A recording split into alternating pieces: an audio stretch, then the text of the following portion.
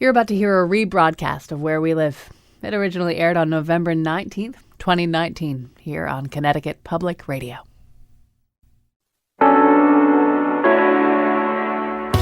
This is Where We Live from Connecticut Public Radio. I'm Lucy Nalpathanchel. The temptation to binge watch may have gotten worse with even more streaming services to check out. Apple TV Plus and Disney Plus are the latest to debut. Are you subscribing? Coming up, NPR TV critic Eric Deggans will join us to break down what these latest providers have to offer. And what does Netflix have up its sleeve to entice you to stay? That's later. First, most of us take high-speed internet for granted. It may surprise you to hear that not every part of Connecticut has access to broadband. Rural communities often have coverage gaps. Coming up, we'll hear how states around the country are addressing digital access. Now, here in Connecticut, a recent court ruling could help local towns expand internet service to their residents. To tell us more, joining me now in studio is Joe Rosenthal, principal attorney for the Connecticut Office of Consumer Counsel. Joe, welcome to the show. Thank you, Lucy. Also with me is Jessica Fowler. She's chair of Northwest Connect, an organization that promotes broadband. Also a member of the Town of Sharon Board of Finance, where she also used to be town selectman. Jessica, welcome to Where We Live. Good morning. So let's start with you, Jessica. Tell us about Sharon. I understand when I look at a map of Connecticut, it's in the northwest part of our state, part of Litchfield County. Tell us about your residents. How big is your town? Well, Sharon has a population of approximately 2,300 people. And what's really interesting about our small little burg is that we actually have the most number of road miles in the state of Connecticut. I cannot remember the exact number, and I know my first selectman is listening to me going, oh, my God, I can't believe you forgot, but I did. But one of the most interesting things that we found, Lucy, when we were looking at infrastructure, and remember, we see broadband as the fourth piece of infrastructure. There's water, there's electric, there's telephone, and then there's broadband. So when we were looking at broadband as a additional piece of infrastructure, the first thing we did was work with our Council of Governments to do an assessment of the whole region. What's going on in the region? What are the services that are available? What are the speeds that are available? What are the costs that are available? I didn't bring all that information with me, and we could do a whole other show on that. But the upshot of it was, for Sharon, there were 23% of homes without broadband access and 25 miles of roads without mobile access in Sharon. So this is putting us, we live in a beautiful park. We love where we live. It's fantastic. It's beautiful. It's calm. It's quiet. It's putting us at a serious disadvantage. And it's not just putting us at a disadvantage in being able to provide things for residents, but we can't really be a part of this state economy. And that's what we really want to be. When you talk about 23% that don't have access to broadband, who are your residents that don't have this access? And what are their alternatives? Yeah, it's varied. I mean, it's some people that have homes that are quite remote and quite far from roads.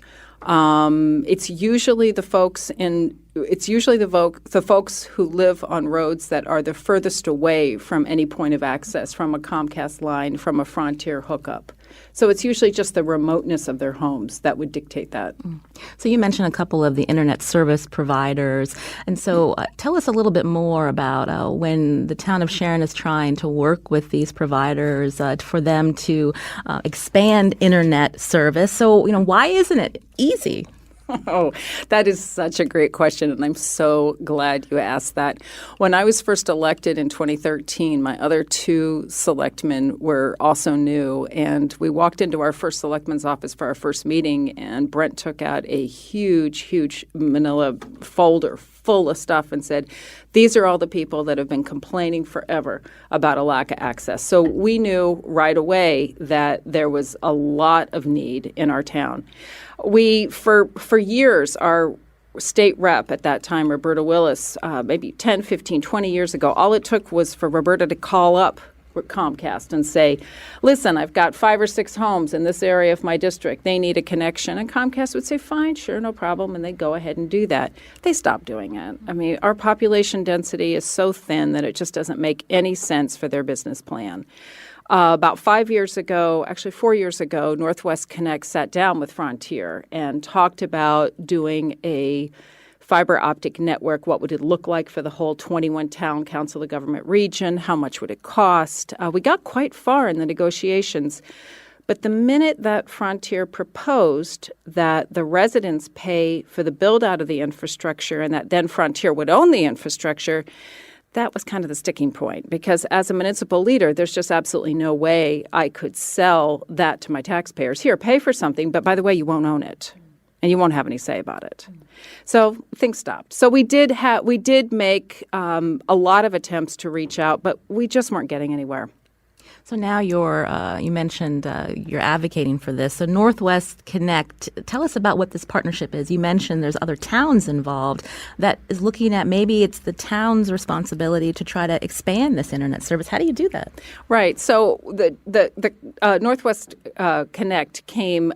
We work under the umbrella really of the Northwest Hills COG. So we have a lot of representation from our first selectman on that board, and our main mission is to advocate for broadband and to provide resources to all the towns so that they can figure out how to do this themselves.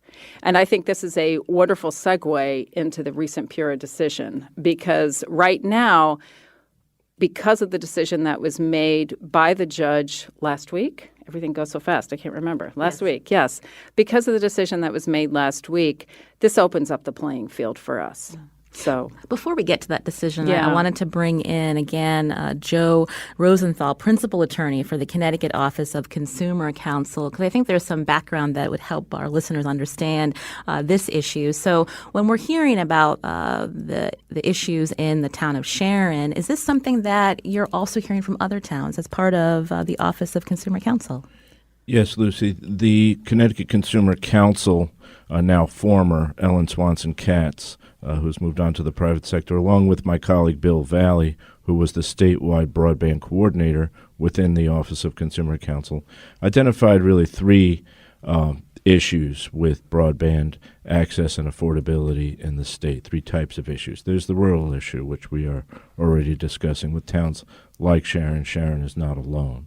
There's also what goes by the digital divide type issues, more frequently in the urban areas. So we identified areas right here in the city of Hartford in the North End where students face many barriers to trying to achieve affordable internet access at home. And also, Ellen and Bill worked with commercial entities here in Hartford who were suffering because they did not have adequate internet access.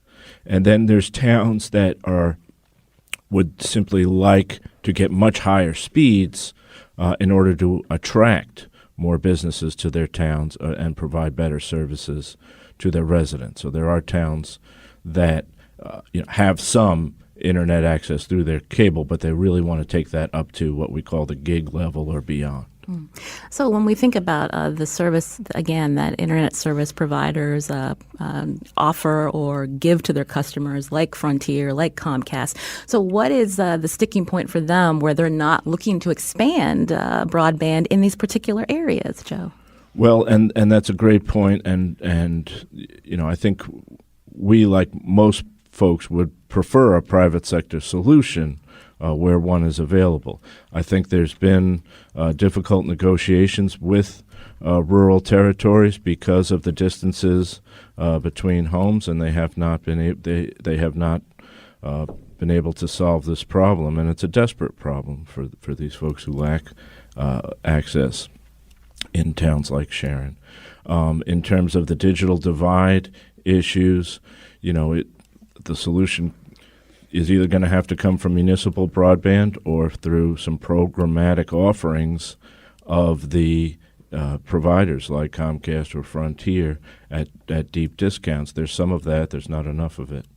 And so when a town is looking to expand internet service to their residents, there's something called municipal gains. Can you explain that to our listeners? Sure. The municipal gain is a space on every utility pole or conduit, which is an underground pipe, in the state, and it's been around since 1905, and it is a free space that municipalities can use for on the polls, and it's supposed to be readily available for them for their use.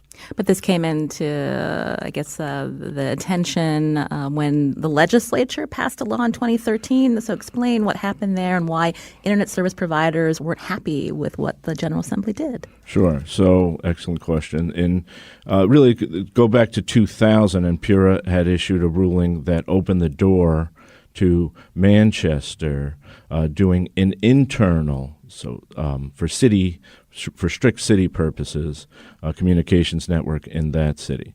Move forward to 2013, as you mentioned, the statute that deals with the municipal gain was amended so that the key phrase in there now says "for any purpose." And so we were very hopeful when that change came to be that this would open the door to municipal broadband. So you mentioned PURA, that's the Public Utility Regulatory Authority. Correct. They ended up siding with the internet service providers, saying that this statute was anti-competitive?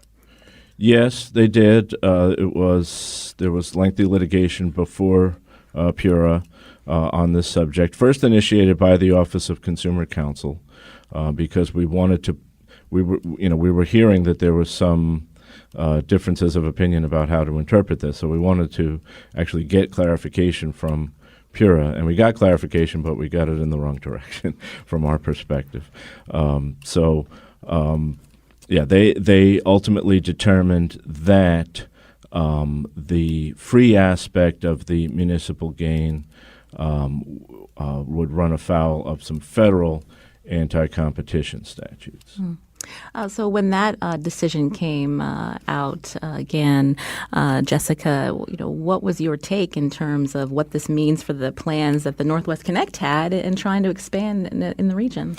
Which part of the decision are you referring to? The prior decision before last week sided with PURA sided with the internet service provider. Well, I wasn't surprised. I mean, I had been reading the tea leaves for a while and had been able to see that it was most likely going to be going this way. I think we immediately on Northwest Connect started to work with other groups across the state and talk about pushing back on this because we felt we had a really good case. And one of the tenets, and Joe can speak a little bit more about this, was in some of those arguments was the whole idea of competition. And we felt like we had a very good case that we could show that there really is no competition in our area to speak of at all. And we needed to be able to promote and provide some kind of competition by changing this legislation so that it more accurately reflected our ability to be able to go in and do something. From these companies' standpoint, the fact that they have to pay to use the space on utility poles, but towns would get it for free. Mm-hmm. How do you respond to that concern that they say that's anti-competitive? I think I can understand some of that from a business point, and I also think that pole access fees are something that should be discussed. To pay the pole access fee in a build-out, from what I know and from what I've learned, it's only 10% of the whole build-out. So we're not talking something that would potentially break a network's financials. I think it could be absorbed. Now, there are some on the other side of this, especially some legislators who really feel like municipalities absolutely should not pay for this space. But I think that there's conversation that needs to be had about this because the last thing that I want now is to have an appeal take another 1.5 to 3 years and municipalities still sitting there, and the only way they can get on the pole is by being an electric utility. You're hearing Jessica Fowler, chair of Northwest Connect, also a member of the Board of Finance for the town of Sharon, as we talk about efforts by some municipalities to work on expanding internet access to residents where there is not a great reliable service. Also with me here on Where We Live is Joe Rosenthal, principal attorney for the Connecticut Office of Consumer Counsel. And so, Joe, update us. We mentioned this court ruling that actually helps municipalities like the town of Sharon keep working towards this ability to provide internet to their residents. What happened? So, yes, we're excited about this ruling on behalf of the municipalities. The judge determined that the PURA ruling should be vacated. So there were options where we could have ended up going back to PURA for development of more facts, the judge determined that the case could be decided strictly based on the legal claims. So that was a better path for us. It provided more clarity to the municipalities to go ahead and commence to try to serve their citizens and businesses better with higher speed broadband, not without risks. I should mention we reached out to PURA as well as the Cable, Telecom, and Wireless Industry Associations for comment today. We did not get a response. We did get a statement from Frontier, which has circulated this widely with media, that it believes a decision by the Public Utilities Regulatory Authority was the correct one based on state and federal law, as well as the principles of fair competition. We're reviewing the decision and next steps. And so, Sharon, I'm sorry, I should ask you, Jessica, when we think about the town of Sharon and what they're putting forth, how much is this costing the town and these other municipalities to try to come up for a solution for your residents? How much does it cost us now, or how much could it cost to do a network? How much is it costing now and then moving forward? Well, we've been fortunate that Northwest Connect has had some private funding to move forward and move forward to pay for legal advocacy and legal representation. So at this point, we're very happy about that. I think it's more, Lucy, about what we're losing. And I think we're losing time.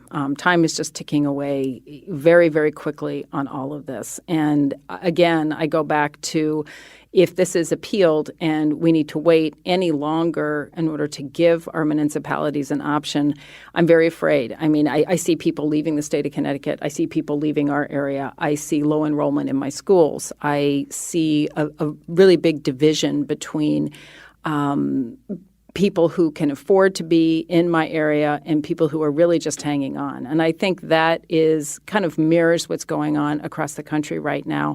I can tell you that we've run the numbers to do a network in the town of Sharon. And right now, we know that it would probably cost about $5.6 million to do. And that sounds like a large amount of money.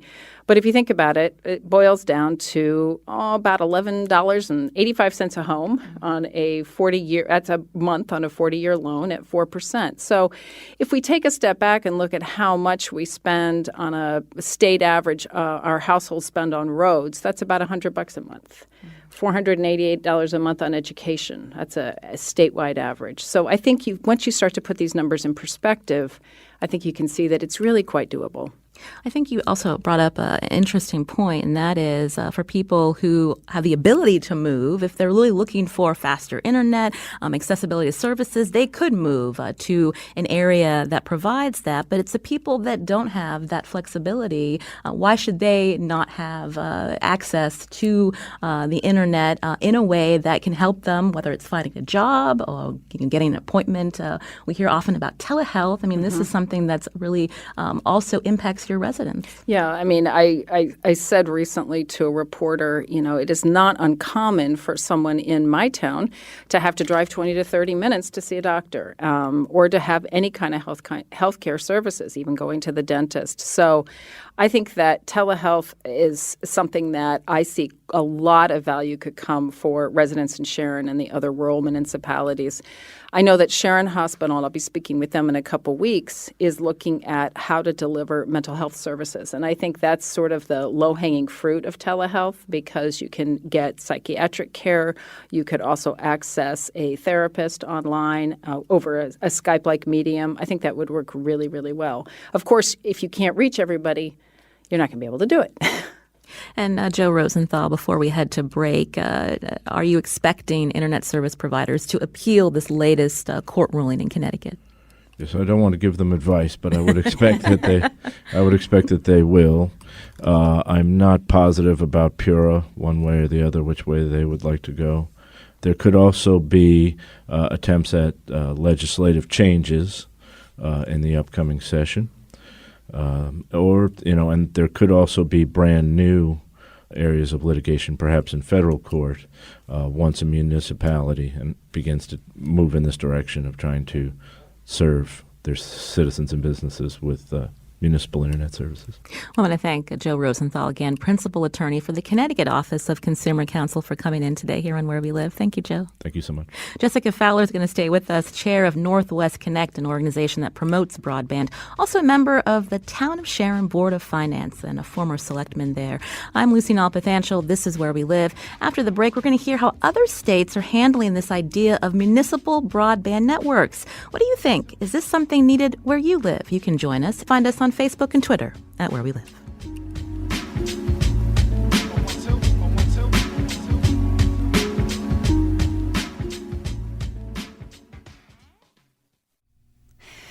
You're listening to a rebroadcast of Where We Live. It originally aired on November 19th, 2019, here on Connecticut Public Radio. This is Where We Live from Connecticut Public Radio. I'm Lucy Nalpathanchel. Should cities and towns build fast internet networks to benefit their local residents and businesses? And today we're talking about municipal broadband after a recent Connecticut court ruling sided with municipalities saying, quote, they have the right to use utility poles within their borders to build out internet networks. That's reported by the Hartford Business Journal. Now, how should cities and towns move forward? And what are the risks? Joining us now by phone is Jed Pressgrove, staff writer with Government Technology Magazine. Jed, welcome to the show. Thank you very much for having me on. I'm glad to be here. Also with me in studio again is Jessica Fowler, chair of Northwest Connect. This is a local organization, Jed, that promotes broadband and is a member of the Town of Sharon Board of Finance. You can also join the conversation. Find us on Facebook and Twitter at Where We Live. So, Jed, we were hearing from Jessica about the Town of Sharon, a rural community where we have private internet service providers that aren't willing to build out the infrastructure. And in your reporting, is that a common story in less populated areas of the country? Absolutely. Yeah, we see a lot of cases of this in different states, that's for sure. And so what are the challenges when we think about, again, rural communities banding together, maybe it's with their neighboring towns, to come up with a way of expanding high-speed internet? What are some of those challenges? Well, the challenges are many. It really just depends on what state you're talking about, and then also from there you have to go to the local area specifically. So you think about a place like Iowa that has several different communities in it.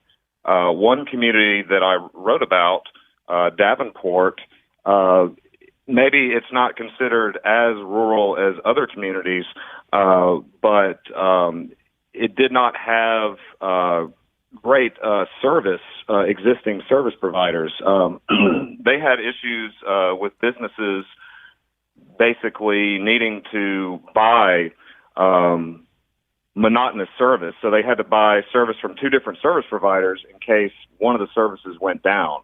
And so they had to, figure out a way to provide more consistent broadband service.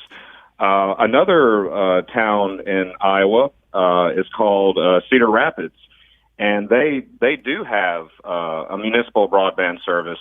But the reason why they have it is because they had an existing public utility with electric and gas, and so they were able to leverage that in order to provide broadband service. So in a lot of cases for these small places, it comes down to that, whether you already have an existing public utility. But then if you go even further down in population, when you get down to the point where you're, 2,500 people, at that point it becomes very difficult to negotiate with internet service providers. How do you offer them an enticing economic development package, for example? How do you justify the cost if you have very remote homes in this area? Also, the type of technology that the provider could use, that could make an impact. Let's say that the provider is a fiber provider and you're trying to get them into a very small town. Well, fiber costs a lot of money per mile. And so if you have people that are, away from the town center, that's going to cost a lot of money. So there's so many different things that can affect communities. in the United States. I'm glad you brought up the different technologies, including fiber, because when we talk about broadband internet, that can mean different things when we're thinking about technologies. Can you break it down further for us, Jed? So fiber is one way to do it. What are some other technologies that municipalities have been exploring around the country? Yes, there are a number of things other than fiber. One thing is microwave. Microwave is one option, although that requires line of sight. In other words, you could not do microwave in a mountainous region because you don't have line of sight. But I know, for example, that in Nebraska, they have a pretty large microwave network, and I understand from the state CIO that some of the counties take advantage of that. Then there's also satellite. I know from talking to the broadband director in Nevada that different rural communities in Nevada have taken advantage of satellite internet.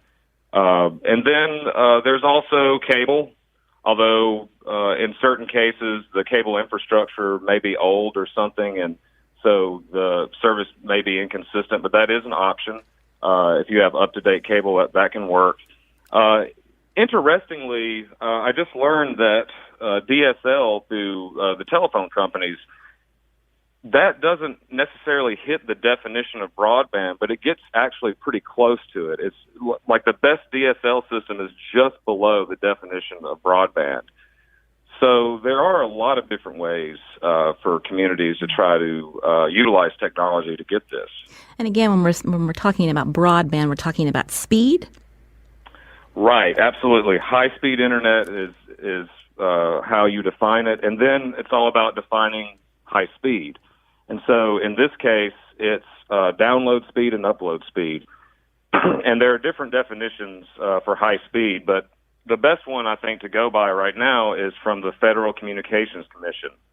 And they define it as 25 megabits per second download speed and 3 megabits per second upload speed.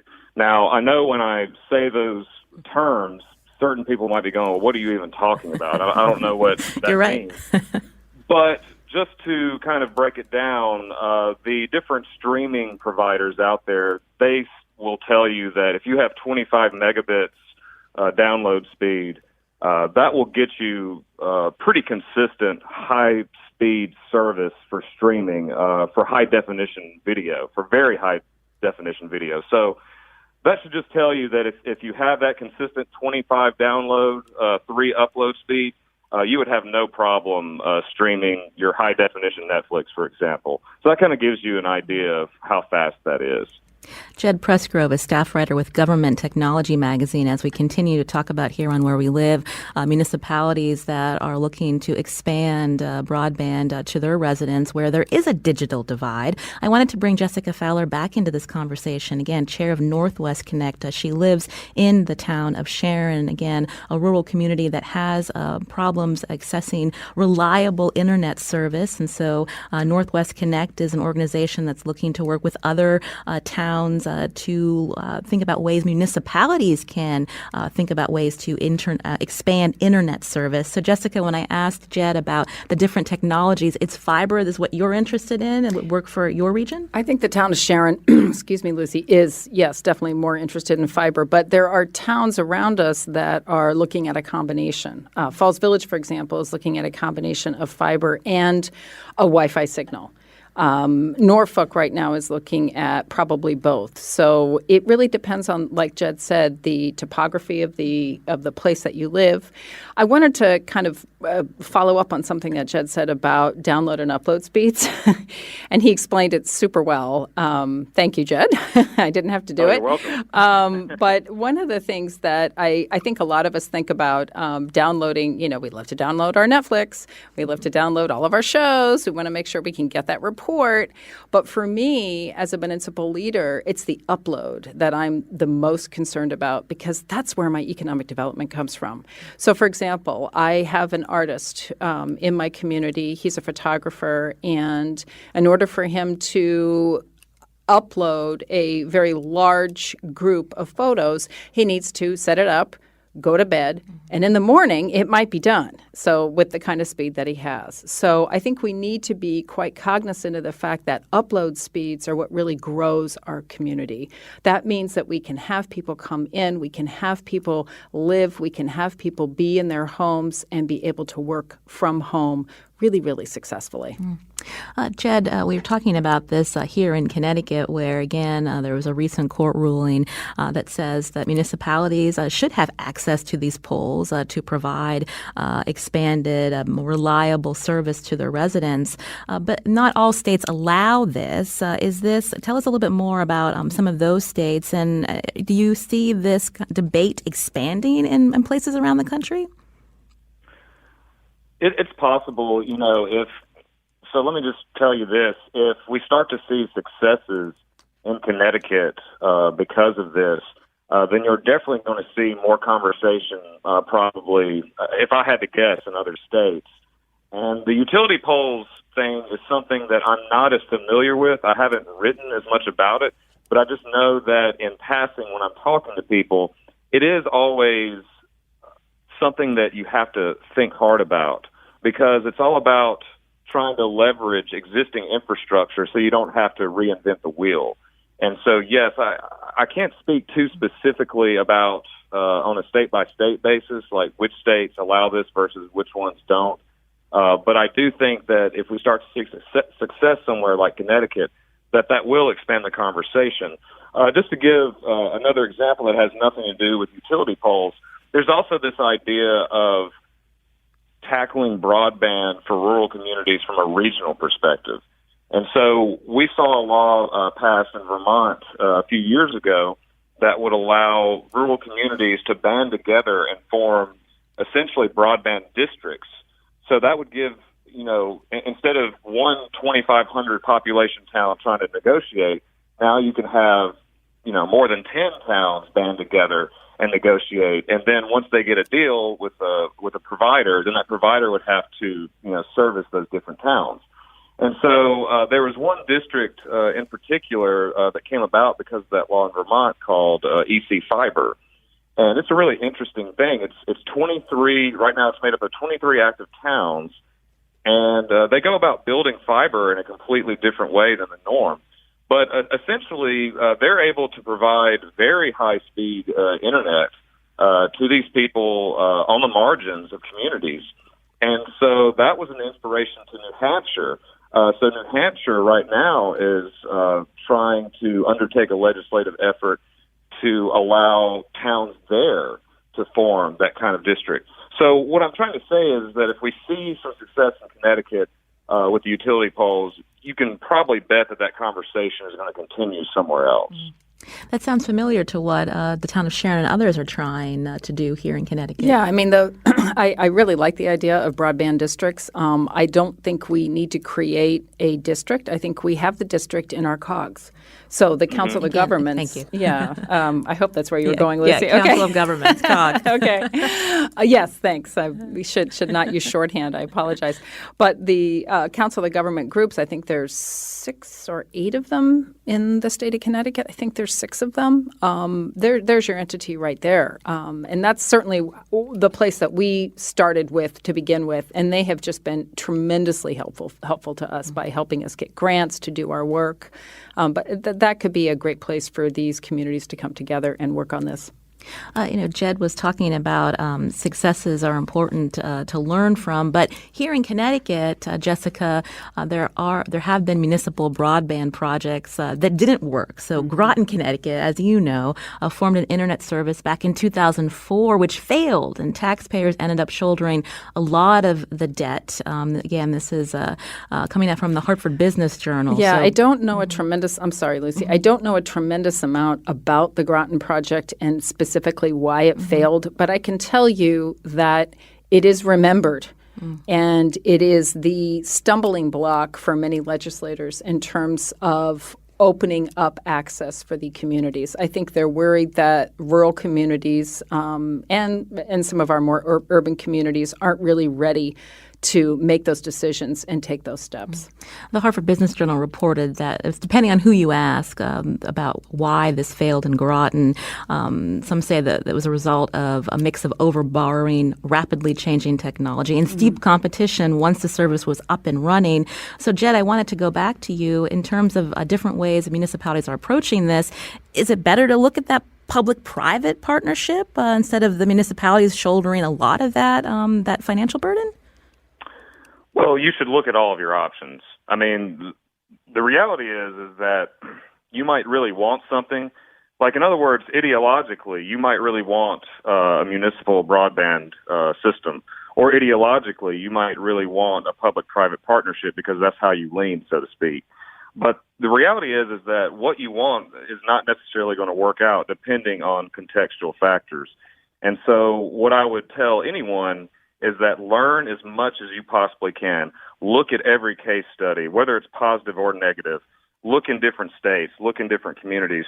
You have to learn as much as you possibly can because this is a big decision. And if you make the wrong decision, then you're going to have a big problem. And it's not just going to be financial. It's also going to be a public image problem. And that public image problem can come from within the community or can come from outside of the community. And to go back to that earlier point, if you do end up being one of those failures, then that could actually prevent other communities from having a chance, because I do think that legislators look at that, and I do think city planners look at that, and it probably makes them a little paranoid, honestly. Agreed. Completely agree. Well, I want to end with you, Jessica Fowler, again from the town of Sharon, chair of Northwest Connect.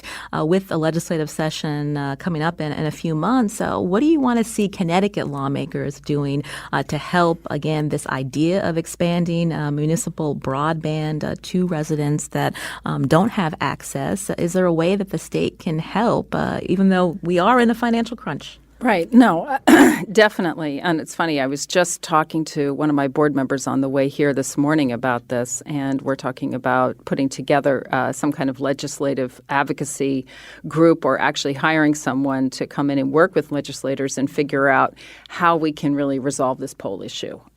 Should we, have some kind of pole access fee payment? What would it look like? So I really do think that we need to set aside these lawsuits and sit down and say, what can we actually do to move the needle forward for municipalities? I think that one of the things that the state of Connecticut could do is get the Office of Broadband back. They were a tremendous asset to all the towns in terms of providing resources and assets and connections. There are a lot of vendors. There's a lot of private partners waiting outside and watching Connecticut right now. They don't want to come in right now, and I wouldn't want them to come in right now. We're not ready, but they're ready. They have the investors. They have the business plans. They can do the design work. They can help communities do a financial stack so they can figure out, where am I going to get this money? Am I going to do bonds? Am I going to do grants? What's it going to be? They can do all of it. So I really do think there are options out there. I think we need to get a person back in that office who can be that point of contact. And then I do think that the state should consider ways to support the municipalities in doing some of this assessment work. And I know I'm talking money, but I think that it would be money well spent if we could have the communities have a really good idea of what it would take to do what they want to do. Jessica Fowler, thanks so much for joining us here on Where We Live. We appreciate your perspective. It won't be the last time we talk about this, I'm sure. I'm sure. And Jed Presgrove joining us by phone today, staff writer with Government Technology Magazine, who's covered this issue extensively. We're going to link to some of your stories at Where We Live on Twitter. Jed, thank you for your time. Thank you very much. This is Where We Live. I'm Lucy Nalpathanchel. Coming up, we're getting a shift and talk about streaming services. Disney Plus and Apple TV Plus are the latest to debut. Are you watching? Join the conversation. Find us on Facebook and Twitter at Where We Live.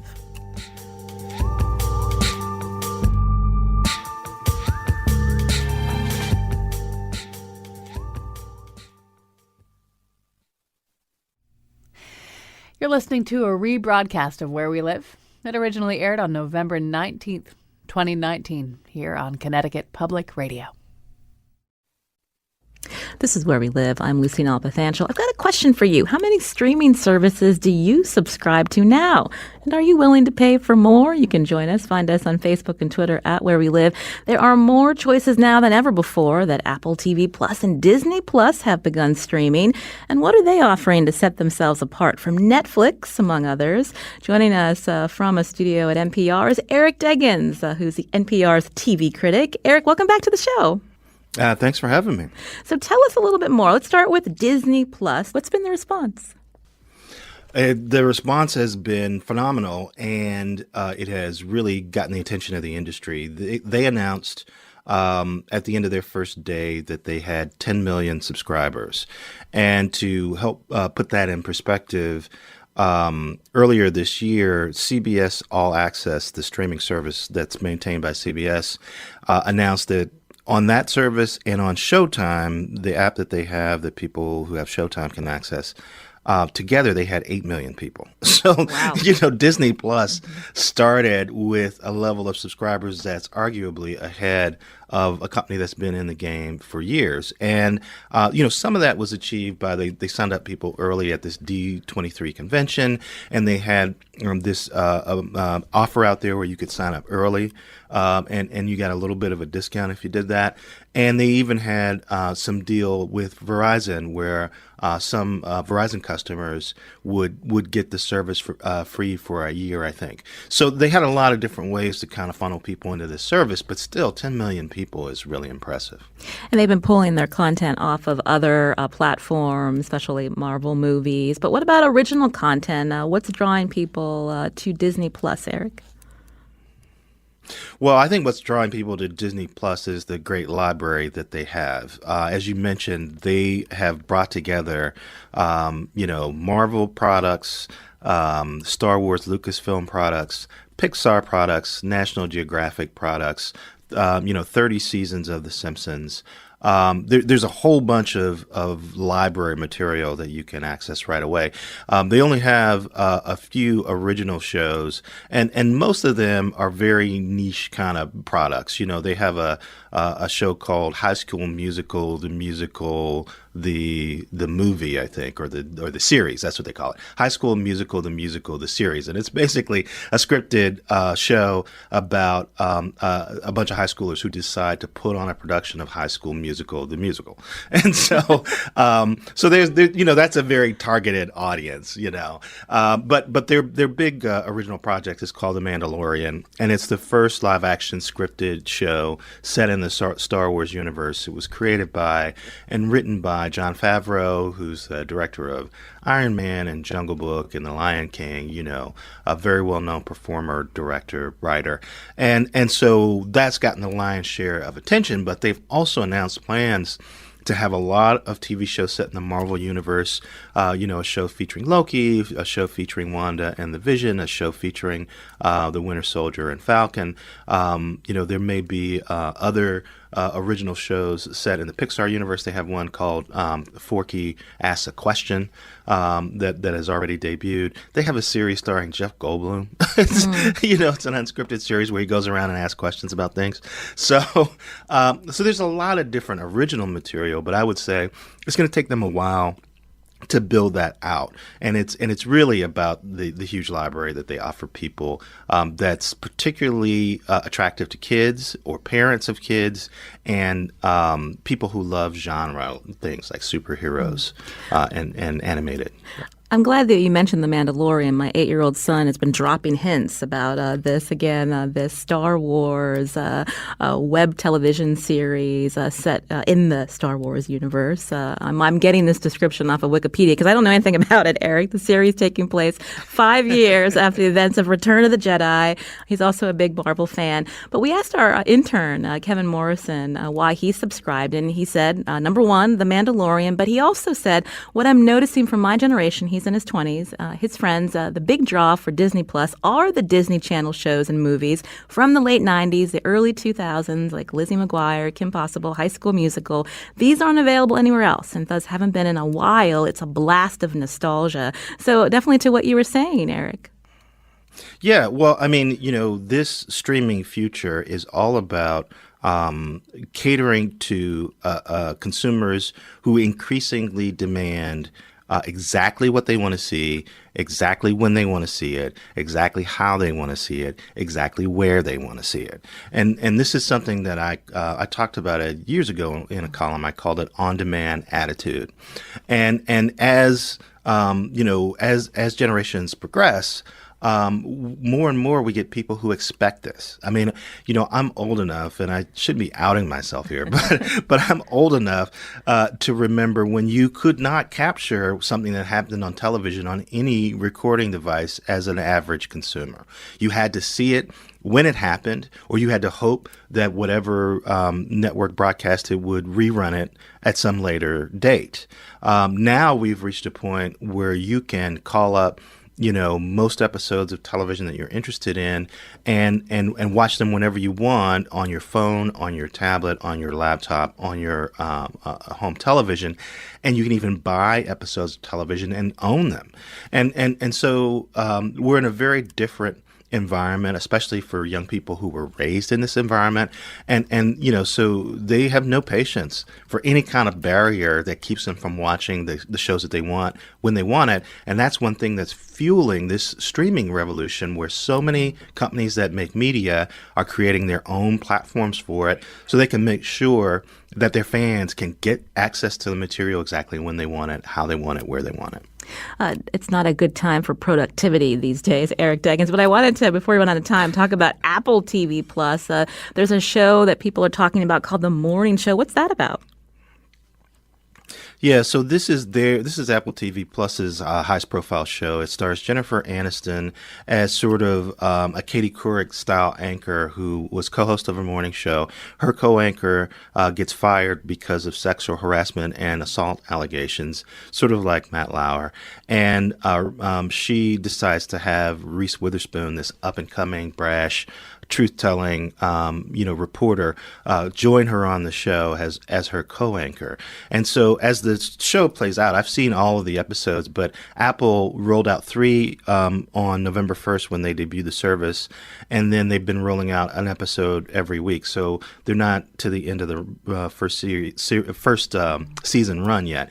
But as the show plays out, you get this examination of, Me Too questions. When something like this is happening in an office, how is it enabled? When people assume that a relationship is consensual between someone who is at the top of an organization and someone who's at the bottom, how consensual is it really? And how much can you blame other people at the top of the food chain who just kind of turn a blind eye because they admire the person who is doing this thing, or because they're friends with the person, or because they imagine something is happening that is much less nefarious? And all these questions that you might want to ask Katie Couric or Matt Lauer if you actually could strap them to a lie detector. Well, this gets dramatized. Mm-hmm. And it's a huge show. Rumors are that they are spending $100 million for 2 seasons of this show.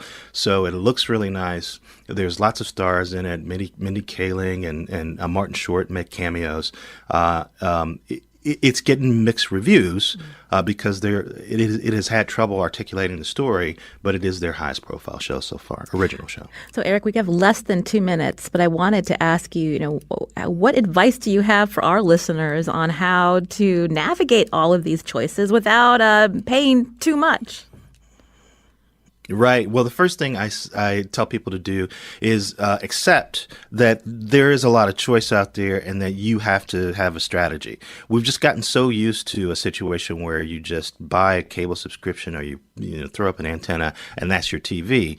Well, now you have a lot of choice, so you have to make choices. Secondly, do a TV diary in the way some people do a food diary right before they start a diet.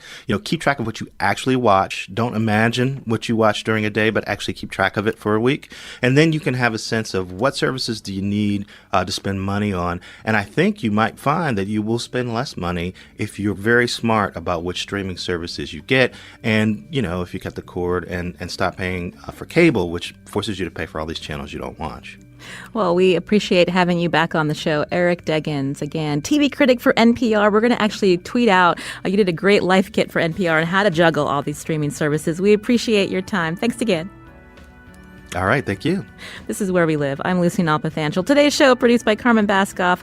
Special thanks to Lydia Brown and Kyone Wolf. Learn more about the show. Just download our show on your favorite podcast app. As always, thanks for listening.